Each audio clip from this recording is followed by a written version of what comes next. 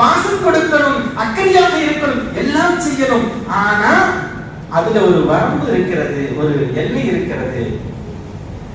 நம்ம பிறந்த குழந்தைக்கு முன்னாடி போய் போனை காமிக்கணும். பிறந்த குழந்தைக்கு முன்னாடி போய் போனை காமிக்கணும், போட்டோ எடுக்கிறாங்க. எதுக்கு அனுமதிக்கிறீங்க? அந்த குழந்தை பிறந்த உடனே எதுல முடிக்குது? யாருக்கு முன்னாடி முடிக்குதோ இல்லையோ, இந்த கேமரா முன்னாடி, போன் முன்னாடி முடிக்குது. யாரோ ஒரு சொந்தக்காரங்க இருப்பாங்க, உடனே போட்டோ எடுத்து நாங்க வந்து வாட்ஸ்அப்ல அனுப்பிச்சுட்டோம். இந்த குழந்தை பிறகு தான் குழந்தை, பெண் குழந்தை. ஏங்க இது எங்கிட்டு சரியத்தில் இருக்கு? இதை போய் அஜெக்ட் கேட்டீங்களா நீங்க என்னைக்காவது? அஜெக்ட் பிறந்தவுடன் அந்த குழந்தையை போட்டோ எடுக்கலாமா? போட்டோவை எடுக்க கூடாது. அப்புறம் என்ன எடுக்கிறீங்க? பாக்கிறவங்க நேர்ல வந்து பார்த்துட்டு போட்டோமே, அவங்க போட்டோவை பார்த்துட்டு இது அத்தாமா இருக்கு, அம்மாமா இருக்கு, பாட்டிமா இருக்குன்னு அவங்க ஒரு கமெண்ட்.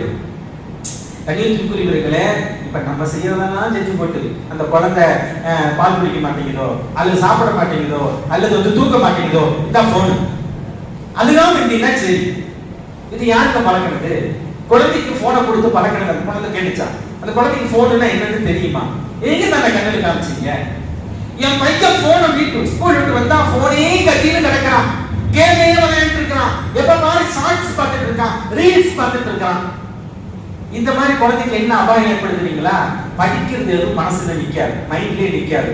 எக்ஸாம் ஹால்ல போய் உட்காந்துட்டு கொஸ்டின் பேப்பரை வாங்கிட்டு ஆன்சர் தெரியாம முடிச்சிட்டு இருப்பான். என்ன காரணம் கேட்டீங்கன்னா போன் பார்க்கறது தான் காரணம். அப்புறம் பாத்தீங்கன்னா 7-8 வயசுலயே பெருக்கி சோடா புட்டி கண்ணாடி போட்டுருவான். கணிதத்தில் செய்யறதெல்லாம் பெற்றவங்க செஞ்சுட்டு குழந்தைகளை குறை சொல்றது என்ன நியாயம் இருக்குன்னு தெரியல. அப்ப வளர்ப்பு முறையை சரியாக கையாளல அப்படிங்கிற ஒரு ரிசல்ட் தான் நமக்கு டீனேஜ்ல ரொம்ப மோசமான ரிசல்ட் தருது.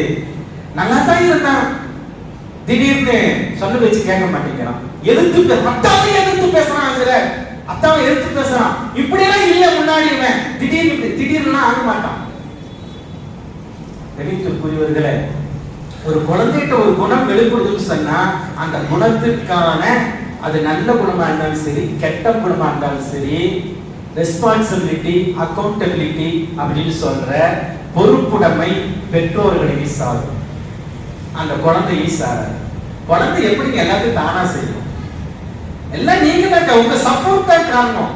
உங்க சப்போர்ட் இல்லாம எதுவும் நடக்காது குழந்தைகிட்ட.